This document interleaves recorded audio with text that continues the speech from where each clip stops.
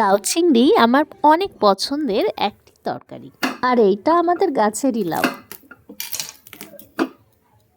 বেছে ধুয়ে পরিষ্কার করা চিংড়ি মাছগুলোর মধ্যে একটু লবণ আর হলুদ দিয়ে দিলাম, মাখিয়ে নিচ্ছি। সর্ষের তেলে সামান্য একটু ভেজে নেব।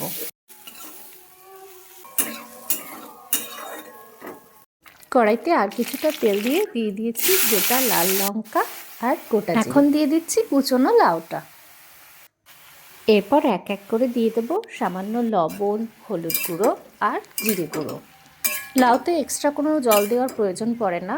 একটু নাড়াচাড়া করে কম আঁচে ঢাকা দিয়ে রাখলে লাউ থেকে অনেক জল বেরোয়। কড়াইতে লাউটা প্রায় সেদ্ধ হয়ে এসেছে। এবার আমি ওই ভাজা চিংড়ি মাছগুলো এর ওপরে দিয়ে দেবো। ভালোভাবে নেড়েচেড়ে মিক্স করে নিচ্ছি।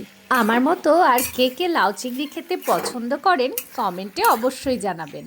রান্না প্রায় কমপ্লিট। সামান্য একটু ঘি আর ভাজা মশলাটা ছড়িয়ে নামিয়ে নেব। রান্নাটা সত্যি আজকে বেশ ভালো হয়েছে।